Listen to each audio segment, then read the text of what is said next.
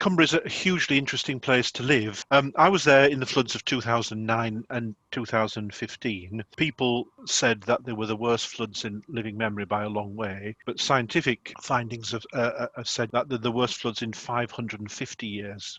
2015 was worse than 2009. 2009 was bad enough, but 2015, of course, was the time of Storm Desmond. Far more than 50,000 homes were absolutely flooded and devastated, which is a huge amount of flooding anywhere, but in quite a sparsely populated county, that was huge.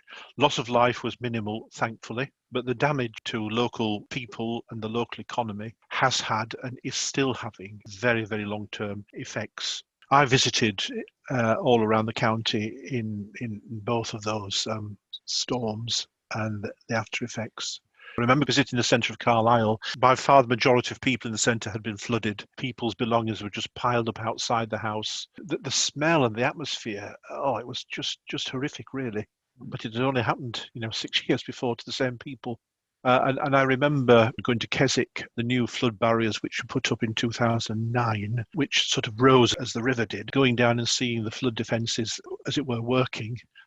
The river just simply oozing out over them because the flood defences were not at all adequate and have had to be hired still since 2015. The town was just devastated. In the first floods, the town of Kendal wasn't affected in 2009, but in 2015 it was devastated. And I remember going to visit Sandilands Methodist Church, one of our new buildings. I just opened it a couple of years before. It had had 5 feet of dirty water in it. The people who were clearing it out at that point when I arrived were a group of 20 Muslims who'd come from Preston. And this church became a real centre of hub for the community, social outreach and social action in that area. And that could be replicated around the county. I remember going to Cockermouth in 2009 and seeing these people everywhere all around the town wearing these yellow hivers jackets. And I didn't know who they were at first. They were churches together in Cockermouth. None of the churches had been flooded, but they were all open, offering care and shelter and food and support and blankets. And they were also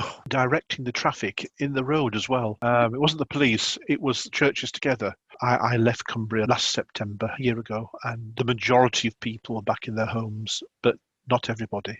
Long-term effects of depression and mental health issues are prevalent in Cumbria due to what had happened, and anxiety was high. When it started to rain, as it does a lot in Cumbria, people became very, very anxious, particularly at first, after the floods, as we were beginning to recover. There was a huge anxiousness in the county. Is this going to happen again? And I'm afraid to say it will, and people know that.